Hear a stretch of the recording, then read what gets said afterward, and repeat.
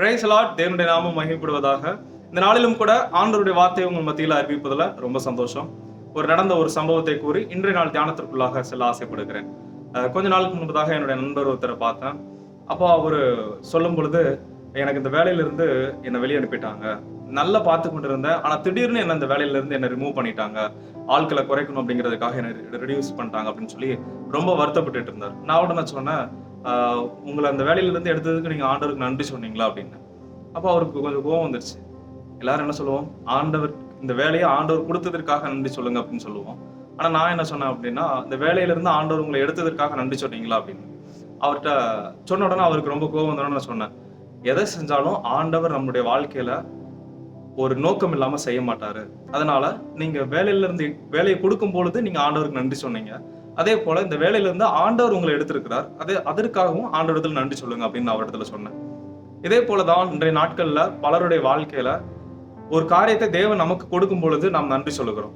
ஆனா அந்த விஷயத்தை தேவன் நம்மளை விட்டு எடுக்கும் பொழுது நாம் முறுமுறுக்கிறவர்களா இருக்கிறோம். Thank God for what you don't have. உங்களிடத்தில் இல்லாததற்காகவும் தேவனிடத்தில் நன்றி சொல்லுங்க.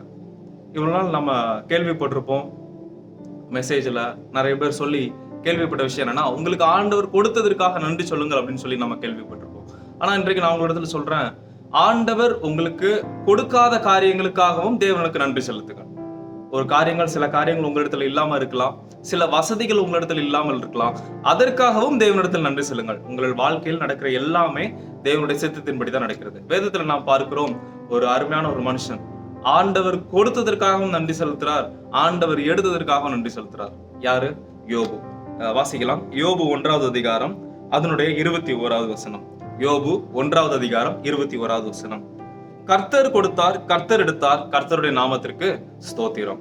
கர்த்தர் கொடுத்தார், கர்த்தர் எடுத்தார், கர்த்தருடைய நாமத்திற்கு ஸ்தோத்திரம். இன்றைய நாட்கள்ல நான் சொன்னது போல பலருக்கு ஒரு காரியத்தை கொடுக்கும் பொழுது இருக்கிற சந்தோஷம் அதுல இருந்து எடுக்கும் பொழுது அவர்களுக்கு இருப்பதில்லை. ஆனால் இந்த யோபு தெளிவாக சொல்கிறார், எனக்கு கொடுத்தது கர்த்தர், எடுத்தது அவர், அதனால அவருடைய நாமத்திற்கு ஸ்தோத்திரம் என்று சொல்லி. அடுத்த வசனம் இப்படியாக ரொம்ப அருமையாக சொல்லுகிறது, இவை எல்லாவற்றிலும் யோபு பாவம் செய்யவும் இல்லை, தேவனை பற்றி குறை சொல்லவும் இல்லை. இன்றைக்கு கூட பாருங்க, ஊழியங்கள்லயுமே கூட, வேலை பார்க்கிற இடங்களிலும் கூட ஒரு பொறுப்பு கொடுக்கும் பொழுது உண்மையாவே ரொம்ப சந்தோஷமா இருக்குது.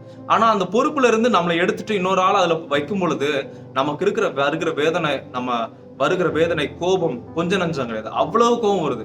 ஊழியத்துல இந்த பொசிஷன்ல விட்டு என்ன எடுத்துட்டாங்க, இந்த பொறுப்புல இருந்து என்ன எடுத்துட்டு இன்னொருத்தங்களுக்கு கொடுத்துருக்காங்க, நான் நல்லா தானே செஞ்சுட்டு இருந்தேன், நான் ஆண்டவருக்கு பிரியமா தானே 100% உண்மை உத்தமமா தானே செஞ்சுட்டு இருந்தேன், ஏன் என்னை விட்டு எடுத்துட்டாங்க அப்படின்னு பலர் தங்களுடைய இருதயத்துல தேவனை பற்றி குறை சொல்லுகிற நாட்கள் இது. ஆனா இந்த இடத்துல யோபு சொல்கிறார், கர்த்தர் கொடுத்தார், கர்த்தர் எடுத்தார், கர்த்தருடைய நாமத்திற்கு ஸ்தோத்திரம். இந்த மனநிலை தான் நமக்கு தேவை. ஆண்டவர் ஒரு காரியத்தை கொடுக்கிறாரா, ஆண்டவருக்கு நன்றி சொல்லுங்க. அதே நேரத்துல ஆண்டவர் ஒரு காரியத்தை எடுக்கிறாரா, அதற்காகவும் நன்றி சொல்லுங்க. அடுத்த வசனத்துல சொல்லப்பட்டிருக்கு, இவை எல்லாவற்றிலும் யோபு தேவனை பற்றி குறை சொல்லவில்லை அப்படின்னு சொல்லி. இஸ்ரவேல் ஜனங்களுடைய வாழ்க்கையில நான் பார்த்தோம் என்று சொன்னா, இஸ்ரவேல் ஜனங்களை ஆண்டவர் அழகா வழிநடத்தி வருகிறாரு.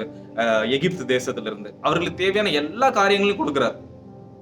நடத்தி கொண்டு வருகும் பொழுது செங்கடலை 2ஆக பிளக்கிறார், மன்னாவை கொடுக்கிறார், காடைகளை கொடுக்கிறார், கற்பாரிலிருந்து தண்ணீரை கொடுக்கிறார், மாறாவை மதுரமாக மாட்டுகிறார். இவை எல்லாவற்றிலும் தேவனுக்கு நன்றி செலுத்துறாங்க.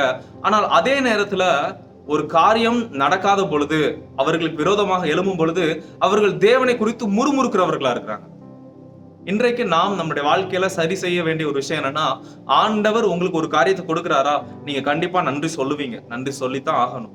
ஆனால் அதே நேரத்துல ஆண்டவர் அதை உங்களை விட்டு எடுக்கும் பொழுது அப்பவும் ஆண்டவருக்கு நன்றி உள்ளவர்களா இருங்க. இந்த இஸ்ரவேல் ஜனங்கள் செய்த ஒரு பெரிய தவறு, கொடுக்கும் பொழுது இருக்கிற நன்றி அவர்களை விட்டு எடுக்கும் பொழுது அவர்களிடத்துல இல்லை. அதனால இன்றைக்கு ஆண்டவரத்துல ஒரு தீர்மானம் எடுங்க, ஆண்டவரே எந்த சூழ்நிலையிலும் நீர் எனக்கு கொடுத்தாலும் பரவாயில்ல, கொடுக்காட்டிலும் பரவாயில்ல, நான் உமக்கு நன்றி உள்ளவனா இருப்பேன். ஆண்டவரத்துல இதை சொல்லுங்க. அந்த யோபுக்கு இருந்த மனநிலை இதை பார்த்து கொண்டு இருக்க உங்களிடத்திற்கும் வர வேண்டும். கர்த்தர் கொடுத்தார், கர்த்தர் எடுத்தார், அவருடைய நாமத்துக்கு ஸ்தோத்திரம். இந்த மனநிலை நமக்கு உண்டாகட்டும். யாருக்குமே எதுவுமே நிரந்தரம் கிடையாது இந்த உலகத்துல. நீங்க இப்ப அனுபவிச்சுட்டு இருக்கிற பொசிஷன், பதவி, வீடு, இந்த வசதிகள் எல்லாமே நாளைக்கு இன்னொருத்தருக்காக போகும். இப்ப நாம் பெற்று கொண்டிருக்கிற எல்லா காரியங்களும் ஒரு நாள் பின்னாட்கள்ல வருகிற ஜனங்கள் அனுபவிக்கிறதா மாறும். இந்த உலகத்துல யாருக்கும் எதுவும் நிரந்தரம் கிடையாது. அதனால கர்த்தர் கொடுத்தார், கர்த்தர் எடுத்தார், இந்த மனநிலை உங்களுக்குள்ள உண்டாகட்டும். நான் தான் ஆண்டு அனுபவிக்க போகிறேன், 100 வருஷம் ஆனாலும் நான் தான் இருக்க போகிறேன் அப்படிலாம் யாருமே இந்த உலகத்துல இருக்க முடியாது. ஒவ்வொருத்தருக்கும் ஒரு குறிப்பிட்ட காலத்தை தேவன் நியமித்திருக்கிறார். அது வரைக்கும் தான் நம்மளால இந்த உலகத்துல வாழ முடியும். அதுக்கப்புறம் இது ஆண்டவருடைய பொறுப்பா மாறுது. அதனால ஆண்டவர் உங்களுக்கு கொடுக்கும் பொழுது நன்றி சொல்லுங்க, எடுக்கும் பொழுதும் ஆண்டவருக்கு நன்றி சொல்லுங்க. உங்கள் இருதயத்துல ஆண்டவரை முறுமுறுக்காதிருங்கள். என்னோட கூட சேர்ந்து கண்களை மூடி, எங்கள் பரலோக பிதாவே, இயேசு கிறிஸ்துவின் நாமத்தில் உம்முடைய சமூகத்தில் வருகிறோம்.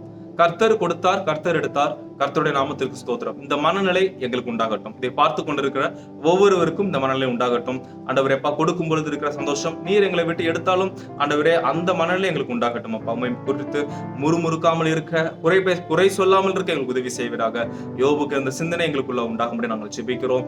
ஆண்டவரே அப்பா, இந்த நாளுக்காக ஜெபிக்கிறோம். இந்த நாளை ஆசீர்வதிப்பீராக. இந்த நாளில் நாங்கள் செய்கிற எல்லா பணிகள், வேலைகளையும் உம்முடைய கரத்தில் தருகிறோம். எங்களை நீர் பொறுப்படுத்திக் கொள்ளும்படி நாங்கள் ஜெபிக்கிறோம், தாழ்த்தி தருகிறோம். இயேசுவின் மூலம் ஜெபிக்கிறோம் நல்ல தகப்பனே, ஆமென். Thank you. God bless you. Have a nice day.